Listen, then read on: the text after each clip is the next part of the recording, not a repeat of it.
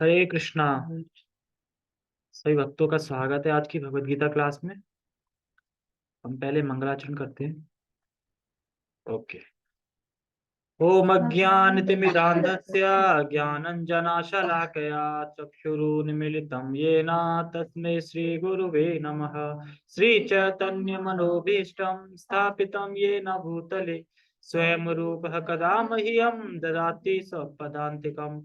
वन्देऽहं श्रीगुरु श्रीयुतापदकमलं श्रीगुरून् वैष्णवांश श्रीरूपं साग्रजातं सहगण रघुनाथामृतं तं सजीवम् साधुवेतं सावधूतं परिजन सहितं कृष्ण चैतन्य देवं श्री राधा कृष्ण पादान श्री गण ललिता श्री विशाखां विशांचा। हे कृष्ण करुणा सिंधु दीन बंधु जगतपति गोपेश गोपिका कांता राधा कांता नमस्ते। तप्त कांचन गौरांगी राधे वृंदावनेश्वरी वृषभानुसुते देवी प्रणमामि हरिप्रिये। वाञ्छाकल्पतरुभ्यश्च कृपा सिन्धुभ्य एव च पतितानां पावनेभ्यो वैष्णवेभ्यो नमो नमः। जय श्री कृष्ण चैतन्य प्रभु नित्यानंद श्री अद्वैत गदाधर श्रीवासादि गौर भक्त वृंद। हरे कृष्णा कृष्ण कृष्णा हरे हरे हरे राम राम राम हरे हरे। रामाय रामभद्राय रामचंद्राय वेदसे रघुनाथाय नाथाय सीताय पतये नमः। नमो विष्णुपादाय कृष्णपृष्ठाय भूतले श्रीमते भक्ति वेदांता स्वामिने इति नामिने। नमस्ते सारस्वते देवे गौरवाणी प्रचारिणे निर्विशेष शून्यवादी पश्चात देश तारिणे। हरे कृष्णा। तो आज क्लास शुरू करने से पहले बीच में जो बोलेगा उस पर फाइन लगेगा, ठीक है? क्योंकि आज माइक काम नहीं कर रहा है।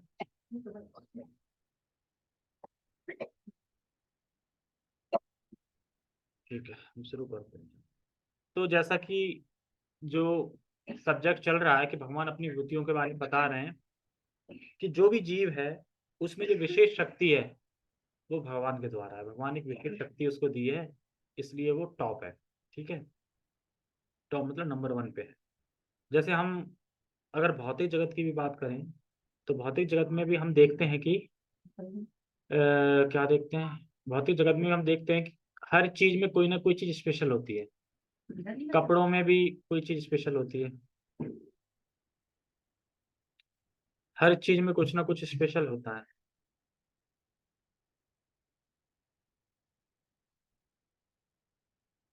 क्या बोला मैंने?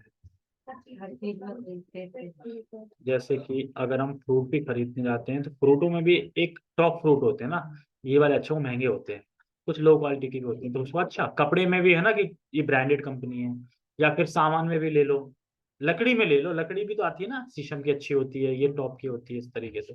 तो हर चीज में कुछ ना कुछ स्पेशल चीज होती है ना। तो ऐसे ही जो भी स्पेशल चीज है भगवान बता रहे हैं।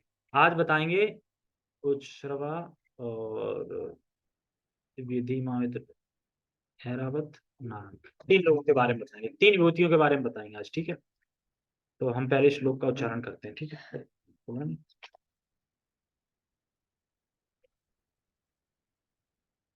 ओके। उच्च है श्रवसमस्वानाम विद्धि मामृतो भुजम् ऐरावतम गजेंद्राणाम नाराणाम च नराधिपम।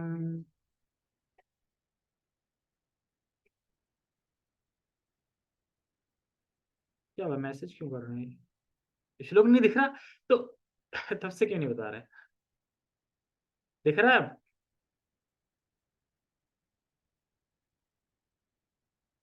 दिख नहीं रहा? अब दिख रहा है। ओके। अरे बोल दिया करो, अब तो स्पीकर है, स्पीकर पे आवाज आ जाएगी, मुंह से बोल दो। अच्छा हाँ, म्यूट कर रखा है। हाथ रेस कर सकते हो, हैंड रेस, ठीक है। उच्च स्रव समश्वानाम विधि मामृतो भद्वम विद्धि माम अमृतोद्भवम। इसमें दा पहले आएगा, भा बाद में आएगा, तो माम अमृतो द भवम, ऐसे करो, ठीक है। ऐरावतम गजेंद्राणाम नाराणाम च नराधिपम। ठीक है। उच्च है स्रवसम श्वानाम। तो जो स्रवा होता है, स्रवा मतलब घोड़ा होता है, ठीक है। तो ये जो घोड़ों में है, ये जो घोड़े हैं उसमें मैं क्या हूं, उच्च श्रवा हूं। यानी उच्च श्रवा नाम का घोड़ा है ना, वो मैं हूं। तो क्या भगवान घोड़ा है? मतलब भगवान घोड़ा नहीं है, एक स्पेशल घोड़ा है उच्च श्रवा नाम का, उसमें भगवान ने अपनी विशेष शक्ति दी है, इसलिए वो उस घोड़े में है, ठीक है। और ये घोड़ा कैसे प्राप्त हुआ था? जब समुद्र मंथन हुआ था। जब समुद्र मंथन हुआ था, अमृत जिसमें निकला था, उस टाइम पे ये घोड़ा प्राप्त हुआ था।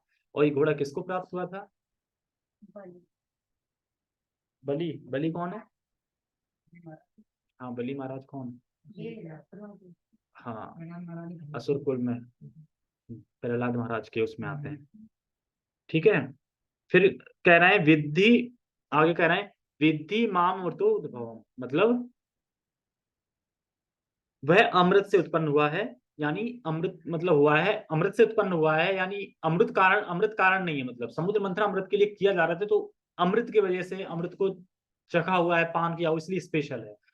तो जो अमृत हुआ था वो क्षीर सागर में हुआ था, यानी खीर यानी दूध के सागर में। तो दूध के सागर में हुआ था।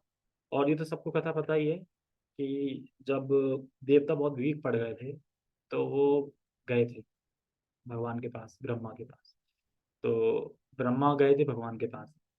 भगवान कहते हैं कि कभी कभी ऐसा होता है ना कि हमें शत्रु, मतलब जो हमारे दुश्मन हैं, उनसे हमें दोस्ती करनी होती है मतलब के लिए। तो आप जाओ बलि महाराज के पास और उनसे बोलो कि लड़के क्या फायदा है, ऐसा करते हैं हम दोनों साथ मिलके, क्योंकि समुद्र मंथन करते हैं तो उसमें बहुत सारी चीजें निकलेंगी, आधी तुम्हारी होंगी आधी मेरी होंगी। तो अकेला तो हम कर नहीं पाएंगे, अकेले देवता कर नहीं सकते। तो कह रहे आप भी मिल जाओ, एक टीम बन जाएगी, एक तरफ आप लग जाएंगे, एक तरफ हम लग जाएंगे, इस तरीके से। तो भगवान ने आइडिया दिया था। तो उसके बाद उसमें जो चीजें निकलती, तो उसमें पहले ये उच्च श्रवा नाम का घोड़ा निकला था, तो ये बलि ले लिया। उसके बाद बता रहे हैं ऐरावतम गजेंद्र नाम। तो गजेंद्र में मैं ऐरावत, ऐरावत में मैं गजेंद्र मतलब हाथी। तो कैसा हाथी? सफेद हाथी। और उसने जो सफेद हाथी देखा है, देखो तो कैसा लगे? सफेद हाथी एकदम, जैसे खरगोश देखते हैं सफेद कितना प्यारा लगता है ना, छोटे में देखने में। ऐसे ही हाथी सफेद देखेंगे तो कितना प्यारा लगेगा, एकदम पूरा व्हाइट, एकदम चमकदार। तो उसके बाद फिर ये निकला, तो ये इंद्र ने ले लिया, ठीक है। यानी लाइन लाइन से बट रहे थे। और कह रहे हैं नराणाम चा नराधिपम। मनुष्यों में, नरा मतलब नर मतलब मनुष्य, मनुष्यों में मैं राजा हूं। राजा मतलब कि हर एक देश का राजा होता है। तो राजा भगवान का प्रतिनिधि कहलाता है, क्योंकि जैसे भगवान सब पूरे ब्रह्मांड को कंट्रोल करते हैं, ऐसे ये भी एक छोटे से देश को कंट्रोल करता है, चलाता है, सब कुछ करता है। तो इसलिए कह रहे हैं राजा मैं। लेकिन कौन सा राजा? धर्मनिष्ठ राजा, जो धर्म परायण हो, धर्म का आचरण कर रहा हो, और धर्म मतलब भक्ति सिखा रहा हो, भक्ति कर रहा हो, और भक्ति बांट रहा हो, वो मैं राजा हूँ। जो असुर कुल के राजा है वो नहीं, ठीक है। तो सारा कुछ समझ में आ गया। हाथियों में मैं ऐरावत हूँ, और ऐरावत कलर यानी व्हाइट थे। और इंसानों में राजा हूँ, कौन सा राजा? धर्मिष्ठ राजा, ठीक। नेक्स्ट पढ़। घोड़ों में मुझे उच्च श्रवा जानो, जो अमृत के लिए समुद्र मंथन के समय उत्पन्न हुआ था। गजराजों में मैं ऐरावत हूँ, तथा मनुष्यों में मैं राजा। ठीक है, इजी है, कोई इसमें कुछ करना। अब इसमें देखो एक चीज देखनी है। जब समुद्र मंथन हुआ था, तो अमृत के प्रभाव से, मतलब जो अमृत निकलना था उसमें से, लास्ट में जो निकला था, अमृत के प्रभाव से वहां पर ऐरावत और उच्चश्रवा घोड़ा ये भी आ गए थे। ये आ गए थे, फ्री तो निकले थे, क्योंकि आ गए थे, क्योंकि अमृत की वजह से, अमृत था ना। तो अमृत के जब मंथन हुआ तो उसके प्रभाव से ये आ गए थे। तो बहुत ही सुंदर घोड़ा था जो बलि महाराज ने ले लिया, और बहुत ही सुंदर हाथी था ऐरावत, ये इन्होंने ले लिया। ऐसे वैसे नहीं थे, क्योंकि भगवान बोल रहे नहीं मेरी विभूति है, तो ऐरावत में हाथी, सोचो कैसा होगा। जिसमें जब भगवान की विभूति हो तो वो चीज कैसी होगी? एक अलग ही चीज है, मतलब, ठीक है। तो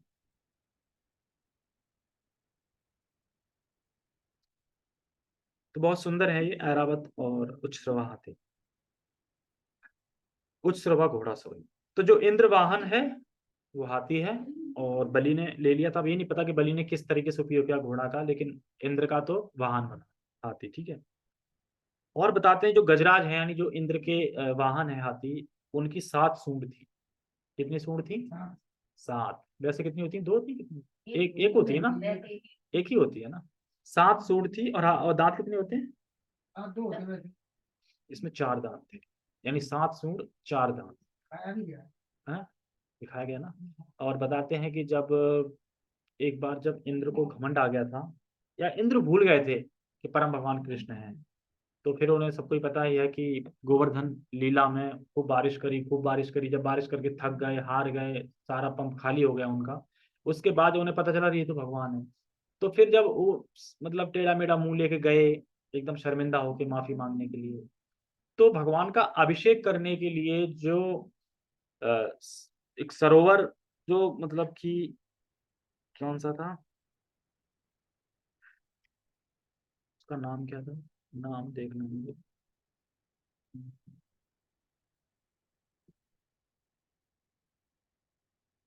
हाँ, आकाशगंगा। कहाँ से लेके गए थे? तो जो ये ऐरावत हाथी थे यही लेके लेने गए थे अभिषेक के लिए जल। कहाँ से? आकाशगंगा से। आकाशगंगा से जल लेके आए अपने 7 सूंड पे। तो अब एक सूंड में इतना पानी था, ऐसा नहीं है ये जैसे हाथी नहीं थे, हाथी मतलब विशाल हाथी। तो उसके बाद उन 7 सूंडों से फिर इन्होंने जब पानी दिया तो पूरा कुंड बन गया उसका, कुंड बन गया, उसी को गोविंद कुंड बोलते हैं, ठीक है। और यही भगवान को वहां पे नाम गोविंद दिया था, तो गोविंद कुंड यानी कुंड बना, और फिर वो गोविंद नाम गोविंद कुंड बना, जो कि गिरिराज गोवर्धन की जब परिक्रमा करते तब मिलता है गोविंद को। तो वो वही कुंड है जो वो हाथी, अरावत हाथी था जो अपने सूंडों में जल लेके आया था। और पीछे सुरभि माता भी थी, मतलब पीछे नहीं आगे कर दी थी, कि ताकि भगवान शांत हो जाए, क्योंकि नमो ब्रह्मांड दवाय गौ ब्रह्मांड हिताय च जगत हिताय कृष्णाय गोविंदाय नमो नमः। तो गौ के पालन करने वाले हैं, गौ को बड़ा प्रेम करने वाले हैं भगवान, इस तरीके से। तो जब ये इस तरीके से हैं, तो अभिषेक किया तो फिर वहां पे कुंड बना। और राजा मतलब, जो इसमें राजा का जिक्र है, तो राजा जो होता है किसी भी देश का हो, किसी भी देश का हो, वो भगवान का प्रतिनिधि होता है।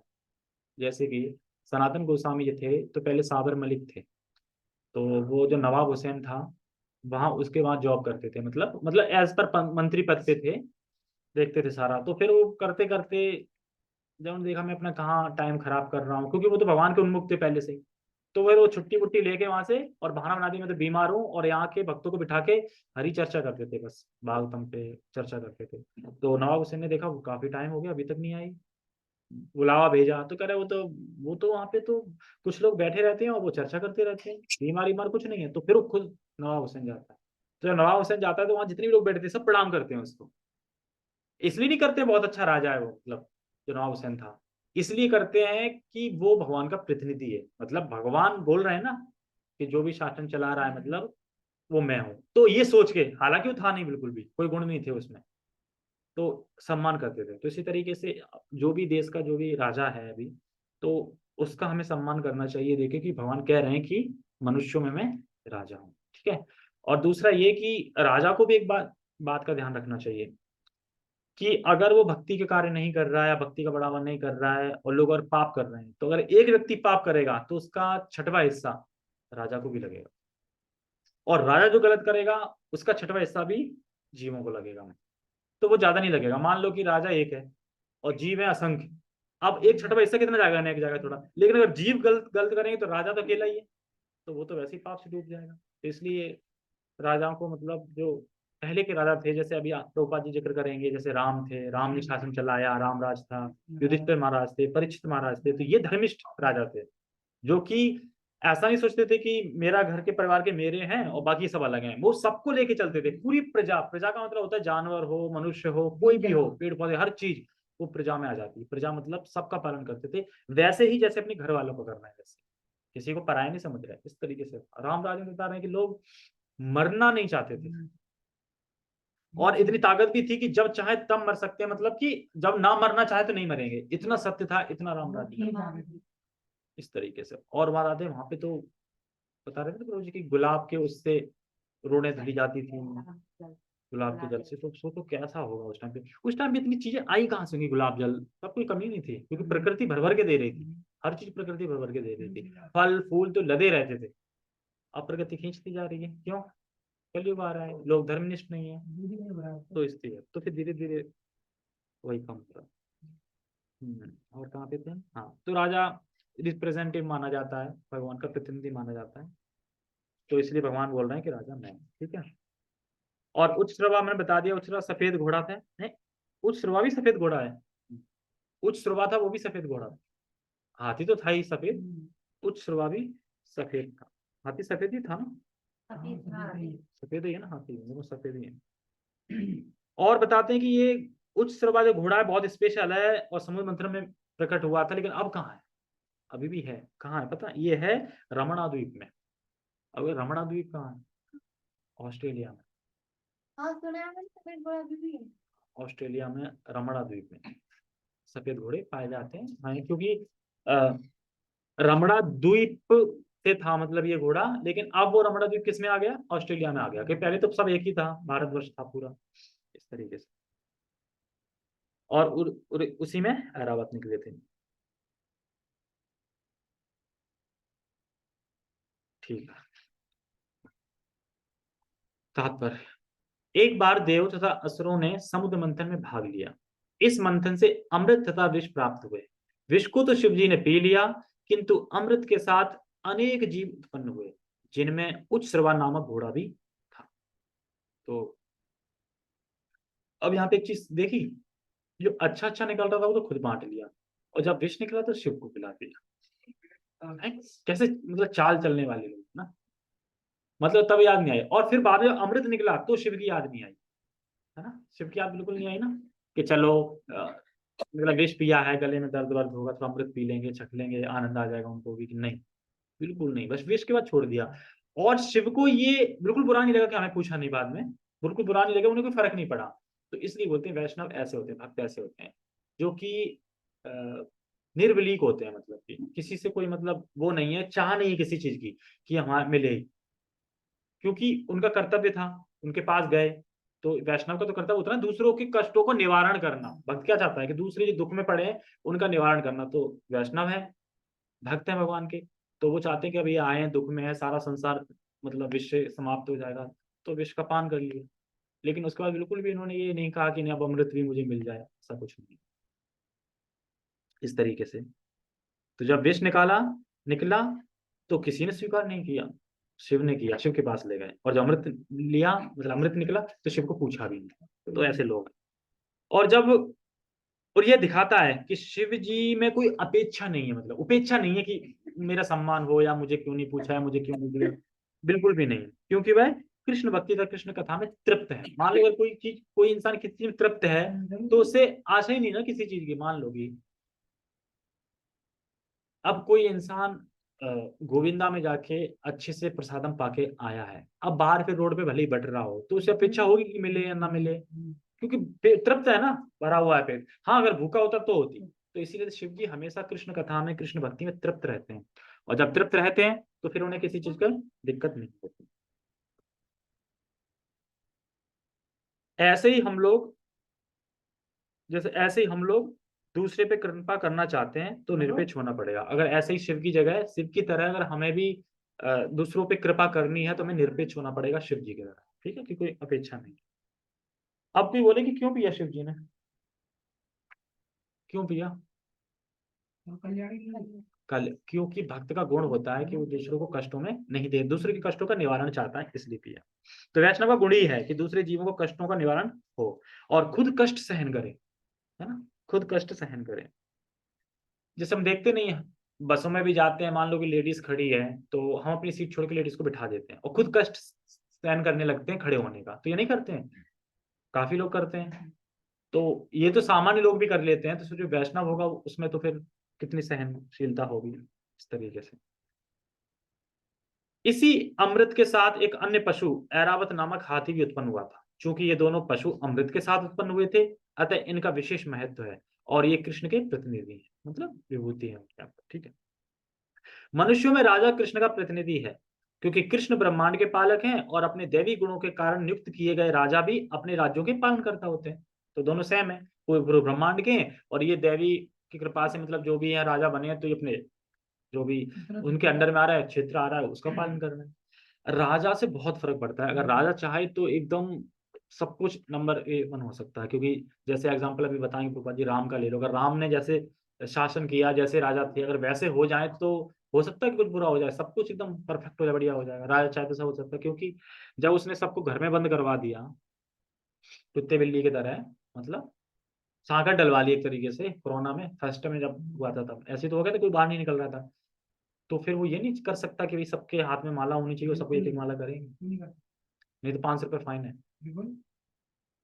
करेंगे, करना पड़ेगा भाई, नहीं तो फाइन लग जाएगा। कोशिश तो बहुत कर हाँ, हाँ, जो भी भगवत गीता का प्रचार हो रहा है, स्कूलों में भी आ रहा है, ट्रेनों में प्रसादम चालू हो गया है, तो काफी चीजें हो रही हैं। आ गई, मिल रही है, दिखा रहे थे। अब कौन सी है?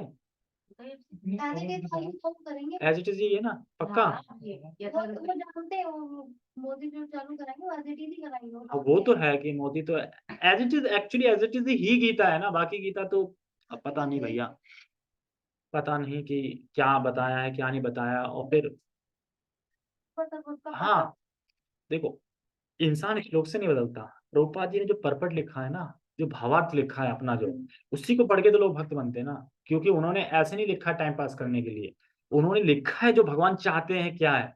जैसे कि मान लो, कौन इंसान बूढ़ा इंसान होगा जो सुबह रात को 12 बजे जग के ट्रांसलेट करेगा? कहते हैं ना कि लोगों ने लिख दी ऐसे ही, आज तुम ऐसा करो, रात को 12 बजे जगो और लिखो। कौन अपनी नींद खोएगा? जो कि प्यारी नींद कितनी सुबह की अच्छी और आती है। तो प्रभुपाद जी ने क्यों किया? वो दूसरों को भला चाहते थे कि ये पढ़ेंगे तो लोग बदलेंगे। और बदल रहे हैं, एग्जाम्पल देखो ना, बदल रहे हैं लोग, ऐसा नहीं है कि बदल नहीं रहे। जो नास्तिक थे वो भक्त बन गए, बदल रहे हैं, क्योंकि कृष्ण ब्रह्मांड के पालक हैं, पालन करता हो, ठीक है। महाराज युधिष्ठिर, महाराज परीक्षित तथा भगवान राम जैसे राजा अत्यंत धर्मात्मा थे, जिन्होंने अपनी प्रजा का सदैव कल्याण सोचा। आया ना, प्रजा का ही कल्याण सोचा इन्होंने। जैसे महाराज परीक्षित जब जा रहे थे, तो वो कलयुग से जब सामना हुआ, तो क्यों उसको मारना चाह रहे थे? और जब एक बैल और गाय को कोई कली मार रहा था, तो एक पैर पे खड़ा था, उसने 3 पैर तोड़ दिए थे, तो फिर स्थापित किए, चारों पैर लगा दिए। लेकिन अब तो एक ही पैर बचा है, सत्यता का बचा है शायद, हाँ सत्यता का पैर बचा है ना। हाँ, सत्यता का बचा है, सत्य है, अभी भी सत्य लोग बोलते हैं है। जिन्होंने अपने पिता का सदैव कल्याण सोचा, तो ऐसे राजा होने चाहिए जैसे इसमें भी बता रहे हैं। लेकिन आजकल खैर ऐसे राजा नहीं है, उनको यही नहीं पता, गीता के बारे में नहीं पता, भागवतों के बारे में नहीं पता, और अपनी जेब में जो भी है, मतलब तथाकथित, तो तब तक देश मतलब सुखी नहीं रह सकता। क्योंकि अब देखो ना, बीमारी आ रही है ना, अब इसे कोई रोक सकता है? नहीं रोक सकता। आप कितना प्लान बना लो, कोई नहीं रोक सकता। आती एक के बाद एक विपदा आती जाएंगी प्रकृति से। और ये तभी खत्म होंगी जब धर्मनिष्ठ राजा धर्मनिष्ठ होगा और धर्म का पालन हो रहा होगा हर जगह, तब ये चीजें बंद होंगी, तब तक बंद नहीं होंगी, ऐसे ही होता रहेगा। किंतु इस युग में धर्म के हाथ से होने से, बोल रहे हैं ना, देखो, किंतु इस युग में धर्म के हाथ से होने से राजतंत्र का पतन हुआ और अंततः विनाश हो गया। किंतु यह समझना चाहिए कि भूतकाल में लोग धर्मात्मा राजाओं के अधीन रहकर अधिक सुखी थे। यानी भूतकाल नहीं, पहले जो राजा बताया ना, परीक्षित, युधिष्ठिर जब थे, तो लोग सुखी थे। देखो, कोई फैक्ट्री नहीं थी, कोई पैसा, मतलब ऐसा नहीं था कि पैसे के पीछे भाग रहे हो या काम करना पड़ रहा है, और सुखी थे सब लोग। अब सोचो पैसा कहाँ से रहा था? वहां पैसे की तो बात ही नहीं थी ना। पहले तो देखो सोना वगैरह था, इंडियन रुपीज तो ये था नहीं, ठीक है, मतलब युधिष्ठिर के उसमें चले जाओ, तब पैसा था? मुझे तो नहीं लगता पैसा था वो। ऐसा सोना चांदी ये सब चीजें थी ना, और वहां पे कोई भी चीज लेते थे तो ऐसे ही मिलती थी ना, जैसे अनाज वगैरह दे दिया, उससे दे दिया, बाटम सिस्टम था, बदले में लेते थे कुछ। वहां पे पैसे वैसे का वो खेल नहीं था, जरूरत नहीं थी, और भर भर के होता था। पैसे की जरूरत नहीं है, हाँ। इसमें अब ये देखो, कैश की जरूरत नहीं है, पैसा ना तो अपने हाथ में आया, उसी में एक अंक लिख रहे हैं और उसमें अंक एक उसमें चले गए, बस ऐसे ही हो रहा है। ये तो हो रहा है, एक अंक ही तो लिख के आ रहे हैं ना, 2 4 6 डॉट डॉट से लिखा है, पैसा कहाँ है? वो तो सब लिखा ही है, बस लिखे हुए सब मान रहे हैं। उसमें लिख के आ गया, अच्छा रिसीव इतने रुपए, हाँ बस लिखा आ गया, बस लिखा ही तो हो गया, वहां तो तुमने हाथ में पकड़ लिए कुछ हो गया। तो वही है सब, तो वही नहीं, तो वो लिखा हुआ मान रहे हैं, तो ये लिखा हुआ तो मानना चाहिए ना, ये पता है। ठीक है, तो दैवी गुण होता है यानी धर्मिष्ठ होना चाहिए। मतलब कि जो स्वयं धर्मपरायण होता है तो सभी प्रजा को धर्म में लगाता है। जो राजा स्वयं धर्मपरायण होगा वो सभी प्रजा को कहाँ लगाएगा? धर्म में लगाएगा। क्योंकि एक व्यक्ति ने भी अगर पाप किया तो उसका छठवां हिस्सा उसको पाप लगेगा, तो इसलिए वो सबको धर्म कराएगा ना, कि भाई वो नहीं चाहेगा हमें मुझे पाप लगे। तो ये सब चीजें। अच्छा और भी है। तो प्रजा से मैंने बताया, प्रजा मतलब जिसने जन्म लिया है, मतलब जानवर जानवर हो कोई भी हो जिसने जन्म लिया हो सभी है। ऐसा नहीं कि जानवर को मारो मनुष्य को खिलाओ, ये राजा नहीं है। राजा मतलब पूरे प्रजा का देखभाल करता है। तो राजा भक्त हो तो प्रजा भक्त रहेगी, तो कष्ट नहीं होगा। तो राजतंत्र बहुत खतरनाक है ये बात। ठीक है, ओके। हरे कृष्णा। हरे कृष्ण।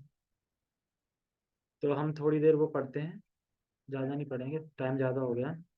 उसके बाद हम नहीं करेंगे। ठीक। ओके, हरे कृष्णा। मथुरा धाम की जय। तो हम इस टेक्स्ट 48 पे थे और गोदावरी नदी के बारे में। ठीक है।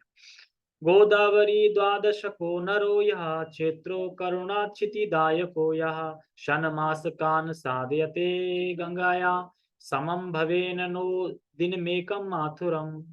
एक व्यक्ति जो गोदावरी के तट पर 12 मास के लिए निवास करता है तथा जो कुरुक्षेत्र में भूमि का दान देता है अथवा जो 6 मास गया में साधना करता है, वह मथुरा में एक दिन के वास से उसी फल की प्राप्ति करता है। जोड़ लो। नहीं, गोदावरी अलग है, शायद चित्रकूट में। हाँ तो तुम वहां पे नहा के आई ना। देखो गोदावरी के नदी के, ये गोदावरी नदी पे नहाने का नहीं बोला इसमें, बोला जो व्यक्ति गोदावरी नदी के तट पर, हाँ तट पर 12 मास यानी 1 साल रहता है, गोदावरी तट के पे 1 साल रह ले, ठीक है, निवास करता है, तथा जो कुरुक्षेत्र में भूमि का दान देता है कोई, अथवा जो 6 मास गया में साधना करता है, 6 मास जाके साधना कर रहा है, कहाँ में? गया में। वह मथुरा में एक दिन वास करने में सारा फल यही मिलता है, जो ये चीज करने में। फिर भी हम मथुरा नहीं जाएंगे, फिर भी मथुरा नहीं जाएंगे। मथुरा जाना बहुत खर्चा है। कह रहे खर्चा है, उससे तो ये बोलना चाहिए तुम कम ले रहे हो और ले लो पैसे। इसके कंपेयर करो तो वो क्या ले रहे हैं? कुछ नहीं ले रहे हैं। मान लो कि जैसे आज से एग्जांपल दे रहे थे कि वैसे तो मंगल आरती सुबह जाते ही हैं डेली, मतलब भक्त वहां पे जो रहते हैं जाते ही हैं, लेकिन अगर कोई ये बोले कि 1 करोड़ रुपए मिलेंगे मंगल आरती जाने का, तो कैसे जाएंगे मंगल आरती? और 1 करोड़ नहीं मिल रहा है तब कैसे जा रहे हैं? बदलाव आ जाएगा। लेकिन जो सही भक्त होगा, सच्चा भक्त, वो सोचेगा मैं 1 करोड़ का करूंगा क्या? अगर कल शरीर छूट गया तो बताओ ना, 1 करोड़ कहाँ है? वो तो यही रहेगा ना 1 करोड़, फिर फायदा क्या? यानी जो भी धन है, देखो धन है भगवान की सेवा में यूज कर लो, कहने का मतलब ये है, और उतना बचा के रखो कि इमरजेंसी के लिए बस, क्योंकि बाकी दे छोड़ने के बाद तो वही रह गया ना, और जो यहाँ रह गया वही कर्म वहां भोगना पड़ेगा। यानी पूरा अकाउंट साफ करके जाना चाहिए यहाँ से, क्योंकि भागवत में लिखा है कि जो बच्चा मतलब कि पुत्र होगा वो कमा के खा लेगा, भगवान ने व्यवस्था सब करते हैं, और जो असुर टाइप का होगा वो तुम अगर जोड़ के भी जाओगे तो उल्टा बन जाएगा और उड़ा जाएगा, और उसके चक्कर में हो सकता है किसी का मर्डर वर्डर भी कर। होता है ना, हमारे 2-3 पुत्र हो गए, एक बेकार है, अब जोड़ के आपस में लड़ाई हो गई, तो बहुत हो जाता है ये। जो तमोगुण के लोग हैं, जैसे मैं तो उसमें सुन रहा था कि जब ब्रह्मा सृष्टि कर रहे थे, तो ब्रह्मा जब तमोगुण में, मतलब थोड़ा सृष्टि करते समय अब रजोगुण में आ गए थे, किसमें आ गए थे, तो ऐसे असुर और यक्ष और राक्षस पैदा किए जो उन्हीं को मारने के लिए दौड़ पड़े। इसको मारो, इसको छोड़ो मत, इसको खा जाओ, ऐसे करके। तो कहा मैं पिता हूं तुम्हारा, हाँ पिता है, मारो इसको, छोड़ो। तब भगवान के पास गए कि ये कैसे आ गए, मतलब ये इस तरीके के बताओ आ गए, तो वो कहाँ से आते? तमोगुण थे, मतलब तमोगुण में, क्योंकि सृष्टि तो सब चीज की होगी। अभी भी कैसे हैं? हाँ तो वही तो बता रहा हूँ, रिप्रेजेंटेटिव ऐसे हैं ना अभी भी। ठीक है, तो हम इसमें बहुत अच्छा श्लोक है। न द्वारका काशी कांची न माया गदाधरो स्वयं समम न तीर्थम संता अर्पित यद यमुना जलेन वाचांति नो पितरहा पिंडदानम। अगर कोई गया में पिंडदान करने जाना चाह रहा है तो पिंडदान के लिए श्लोक क्या है? ना तो द्वारका, काशी, कांची, ना ही माया, माया मतलब हरिद्वार, ठीक है, भगवान श्री कृष्ण की मथुरा नगरी के समान है। यहाँ यमुना का जल अर्पित करने से प्रसन्न हुए पितृगण पिंड की इच्छा नहीं करते। क्या करना है? यमुना का जल ऐसे लेना है और प्रसन्नता से अपने जो भी अपने पूर्वज हैं उनके नाम से ऐसे जल दे देना है, बस। तो इतने खुश हो जाते हैं कि पिंडदान की अपेक्षा खत्म, पिंडदान हो गया, मतलब पिंडदान करने की जरूरत ही नहीं। इसमें श्राद्ध तो नहीं लिखा। पिंडदान तो, पिंडदान बाद में होता है ना, श्राद्ध का जो महीना नहीं आता, या फिर उस टाइम पे होता है। हाँ, उस टाइम पे पिंडदान होता है, तो पिंडदान या फिर साल में एक बार होता है। हाँ, तो एक बार जब जाओ तो ये अब यमुना में भी कर देना, अपने मम्मी के नाम से, मतलब ऐसा करके कर देना, तो अपेक्षा वहां रह भी गया होगा तो पूरा हो जाए।